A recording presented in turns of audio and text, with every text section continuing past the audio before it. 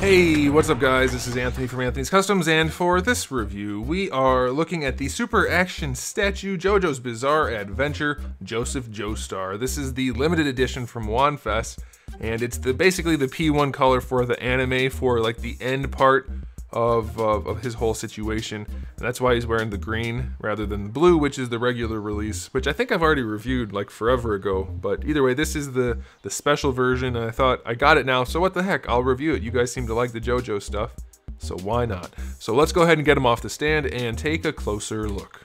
This guy stands just about 6.5 inches, which makes him pretty close to 16.5 centimeters. And if you want to see what he looks like up against your average Marvel Legends figure, just for scale purposes, in case you collect those kind of things, he's pretty much in scale. I mean, obviously the styling is totally different, but pretty much the same size. And if you want to see what he looks like up against a later release, there he is up against Noriaki Kakyoin. He is significantly bigger. They're not so much out of scale that it would be a terrible problem, but they are pretty out of scale. So that's something you should be aware of. They are not necessarily in scale across different parts of the series. Anyway, let's talk about this guy. Aesthetically speaking, it's not unlike most of your Super Action statue figures. He's got paint everywhere, which is mostly good. It's somewhat bad though. You can see down here in his abdomen, it's not painted particularly well, so he's got a little bit of the green poking through. I don't know if it's an overspray issue or if it's molded out of the green. I couldn't get in there to see, but his skin tone is not great, and we see a lot of that on the fingers when you look at the alternate hands. So that's definitely the problem, but we do have really nice shading throughout. It looks good. The skin tone, the shirt, very well shaded. The pants, the boots, lots and lots of paint details. Very pleased with that. It's gonna look really nice on a shelf. His scarf is painted exceptionally well. The face, very clean, very well done. The hair has a lot of really nice shading in it, if I can not drop it while I'm trying to show you. So exceptionally well done. The sculpt is really nice. It's hyper stylized. That's what it's supposed to be though, so I can't really fault it for that. Just like I don't fault Revoltech for having stylized sculpts. I fault them for making terrible figures. This one's not by chance a terrible figure. It's just a very stylized sculpt based on a very stylized show. So it makes sense. So aesthetically speaking, this guy gets an 8 out of 10. Exceptionally well done. Could be better if it was a little bit more consistent. As far as the accessories go, we have 3 different heads. We have the head that's got the smirk on it that comes on him in the package. We have the head with the hairband and the angry face.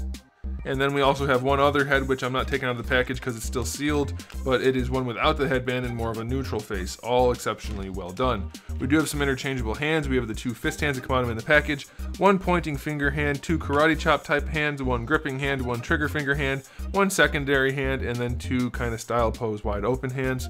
We do have the crossbow, which is very nicely detailed. And we also have the hammer, again nicely detailed. We have an alternate set of parts for the crossbow to make it look like it's already been fired. And then we do have his clacker balls, which, well, it seems like a silly accessory, but if you watch the show, he has clacker balls, which he uses as a weapon. And then lastly, we have a display stand and a speech bubble, which are both nicely done. So a pretty good spread of accessories, I would say. I'll give it an 8 out of 10. 3 different heads, bunches of hands, a couple of weapons, display stand. I don't know what else you could ask for. So that's pretty nice. Let's go ahead and talk about the articulation. The scarf does come off, by the way. You could count that as an accessory, but I don't think you would probably want to leave it off because there's peg holes and it just doesn't look great without it. But you do get the pegged hinge, so you mostly just use the hinge and then rotate around the peg. You get a little bit of attitude on that peg, but not a whole lot. And then the neck itself is on a ball peg. Doesn't offer a whole lot of extra range, but it does help with some subtle posing, so that's pretty nice. His hair sticks down pretty far. We've got a mullet going on, so you're not going to have a ton of range on the head. So that's okay though. I mean, it's good enough. You'll be able to pose it as much as you need to, probably. So I think that's okay. We have a butterfly joint, which is ratcheted, which is pretty nice. Then you have your standard ball hinge shoulders. Raising the arms up completely horizontal, you probably can do it, but I don't want to force it and possibly get green rubbing off on the arms. So it's maybe there, but I'm not going to say it is. You can rotate the arms. Bicep swivel is fine. Double jointed elbow works really nicely. Very well executed. It'll rotate up here and down here. And it's very nicely hidden, especially from the side, because the forearm hides the joint. It goes over everything else. so that's pretty cool. I like that. Wrists are on little tiny ball hinges. I believe these are these are the straight peg ones. The later ones, oh no, I think, well, okay, it's a straight peg, so it's really easy to swap these if they fit. Now, these are made out of PVC, and they tend to shrink up a little bit in the package, so you may end up with tight hands. Hit them with a hairdryer or some warm water. They'll soften right up, and you'll be able to swap them out, no problem. We have a single ball peg.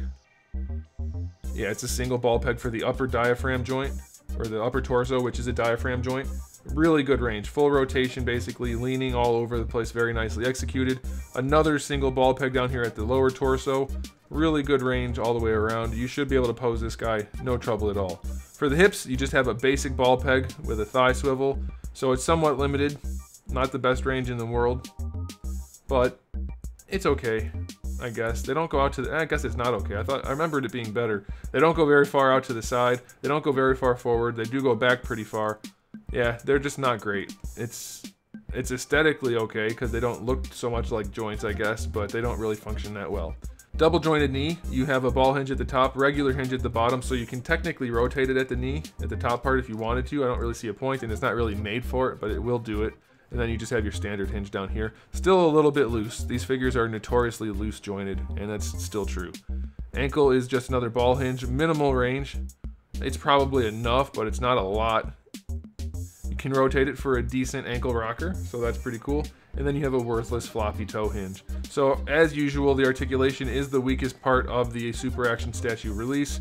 I would really like to see them update these figures rather than keep reissuing the same figures over and over again. They're still doing that, and it's nice, but it's also irritating because let's update them. These are old, and they're not great in some ways, so let's get that fixed. So the articulation on this guy, I'll give it a 7 out of 10. Not impressive. Some of it's pretty good, but it's not great at all. So final verdict, it's aesthetically really nicely done. Lots of paint on it, lots of accessories with mediocre articulation. So you're not going to be posing it a ton, but you can pose it enough to get it into a cool pose, and it's going to look good on a shelf. So I'm going to give it a final verdict of 8 out of 10. You don't get all of this for the price anymore these days, and so despite its flaws, I still recommend it. I think it makes up for it in other ways, and I think most people are going to appreciate that if they're in the market for a figure of these characters anyway. So there you go, guys. Thanks for watching. If you enjoyed this video, please do give it a thumbs up, and if you didn't, well, you can give it a thumbs down. That's okay, but I'll know who you... Actually, I won't. It's completely anonymous. So go ahead and do whatever you want. And you might want to subscribe, though, because I do have new videos up just about every single day, and thousands of videos already on the channel. So make sure you come back for all of that good stuff. And in the meantime, keep collecting.